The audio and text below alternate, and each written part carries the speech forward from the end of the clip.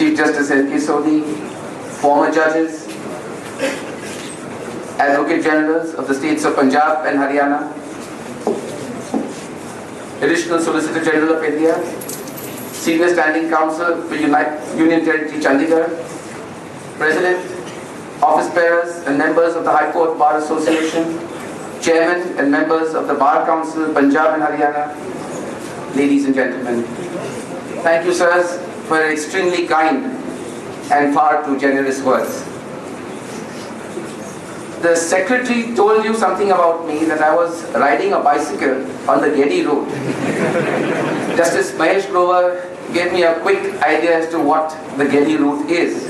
And if I remember right, I think Justice Deepak Sibal had once told me what the Geddy route is.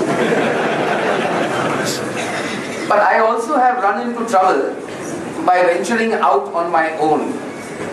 When you mentioned this incident, I recollected that when I first came to this High Court, I got out of my house, which is opposite the Rock Garden, and I wanted to go to the lake. My wife will tell you that I don't have a very good sense of direction. So instead of going to the lake, I suddenly landed up at a place which I found very familiar. And that was the High Court itself. I remember I landed up outside this gate here. I tried, it was a holiday. I tried entering, and one of the persons who was working here, Safai, he said, "Kahan ja rahe ho?" So I told him, "Andar jana hai." He said, "Kaun hai aap?" So I said, I didn't know what to say. I'm staff member. I said, I didn't have an ID card. So I said, "Nahi, bhai, tourist hu. Bahar niklo." I said. So he threw me out. So I walked around and I suddenly landed up near the judge's lunchroom. And there I was accosted by an ITBP Jawan with his machine gun. So he asked me, "Where are you going?" I said, "I'm just going down this road." He said, "You shouldn't have come here at all." But he was a little more polite. Then I went further down the road. He escorted me and told me to go straight out. When he was out of sight, I took a left turn and went through towards the open hand. And there, another ITBP Jawan came and said, "So what are you doing over here?" So I said, I thought I'd go to my chamber. So I said, I wanted to go up there. He said, "No, sorry." So he made me go all the way back. So instead of going to the lake, I got first-hand view of our High Court and from the Bar Association point of view. So may I thank the members of the Bar Association for having given me a safe passage today.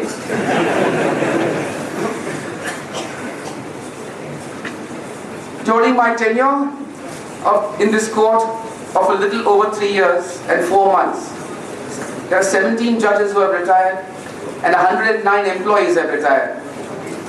Our employees have a very touching tradition of having a farewell on the last day of each month when they retire. I have tried to attend most of these functions. At all these functions, the thought never ever crossed my mind that someday I would be facing this day too.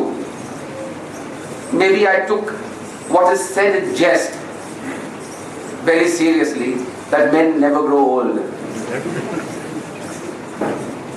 I have had the honor and the privilege of being a judge in two of the greatest high courts of our country, the Bombay High Court and the Punjab and Haryana High Court. This honor was enhanced on being appointed as the Chief Justice of our High Court. People ask me as to what my achievements were during the 17 years as a judge. I cannot answer that question. No judge can. That must be left to others. We can only hope and pray that on retirement, while remitting office, the judgment is not the biblical admonition, "Thou art weighed in the balance and found wanting." In terms of job satisfaction, I can tell you that judgeship has turned out far better than I ever dreamt of or expected. The time spent in court, which is what we really come up for, just vanishes. Hours, weeks, months, days, and now as I find years, just seem to disappear. There is a big difference between being a lawyer and being a judge. When you come to this great building, this is your place of work. Judges spend their entire time in this building and with the staff. To us, this becomes home, and the staff are family members.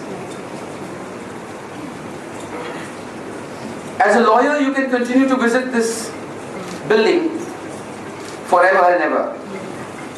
As a judge, I know that in less than 36 hours, I will face the same fate when I enter over there on a holiday as I faced when I first came here. As judges, we have access to every nook and corner of this great building. I had that benefit even of the Bombay High Court. But all good things must come to an end. I, with great pride, used to take my family, my friends, visitors, even guests who I didn't know, around these two buildings. I wonder, sometimes we just take things for granted. But we are all extremely fortunate for having lived our lives in one of the finest pieces of architecture in our country. And I do hope that with the holistic development plan in place, life will be even better. But I have a confession to make.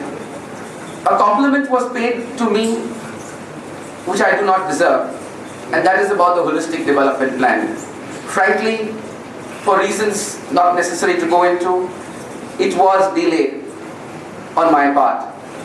I am sure that my successor, however, will ensure that the plan is now implemented.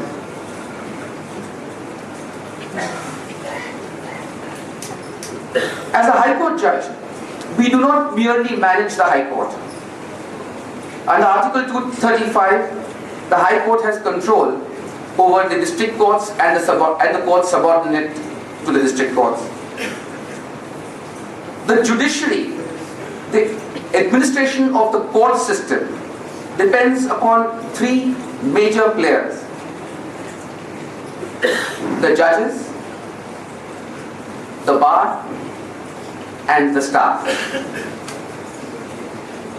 Unless you are involved with administrative work, you would have no idea how difficult it is to run a state judiciary. No Chief Justice can do it on his own. He must, for more than one reason, depend and rely substantially upon his colleagues. In our court, my colleagues have willingly and always readily shared this burden. The senior judges, especially those in the administrative committee, having to bear a larger part of it. It would have been impossible for me to run this show, if I may call it that, on my own. The key to the solution lies in recognizing one's own limitations on the one hand, and the strengths of your colleagues on the other. I have unhesitatingly relied upon my colleagues throughout these years for guidance, for assistance, and they have more than readily rendered the same to me at all times. Only 2 days ago, I dragged poor Justice Suryakant almost out of his shower and asked him to come over to my place to solve a problem, which he as usual did. Before that, I remember I dragged poor Ajay Mittal out, not from his shower but from his slumber almost, and asked him to come over. And that goes on and on. I thank my colleagues for their assistance for over 3 years, without which it would have been difficult for me to function as the Chief Justice of this court. Our court is fortunate to have some of the most outstanding judges. You all know that for about more than 2 years, life in the High Court has been difficult. The appointments have not been commensurate to the exploding docket. nor has it kept pace with the retirements. Not one of my colleagues has ever complained about it. They have willingly taken on the additional burden, and if I may say with great respect to them, admirably. I do not know how long this will last, but I hope for the sake of the judiciary and the litigating public, and for my colleagues who are overburdened, that the issues are resolved sooner rather than later. When I first came here, my colleagues assured me and they told me that there has always been tremendous cooperation from the members of the bar with the bench. The presidents of the Bar Association from time to time assured me then that it will continue to be so. Over 3 years and 4 months later, I am happy to note and go on record to say that my information from my colleagues was correct, and the assurances given by the President and the members of the Bar Association have been kept. Barring a few blemishes, this has been so in the subordinate judiciary as well. Those blemishes have been taken care of by our able administrative judges in respect of each of the districts. With a cooperative bar and a dedicated judiciary, the future of the justice delivery system in the states of Punjab and Haryana and in the Union Territory of Chandigarh is secure. Whether out of politeness or otherwise, I am often asked how I manage to keep calm and be polite in court.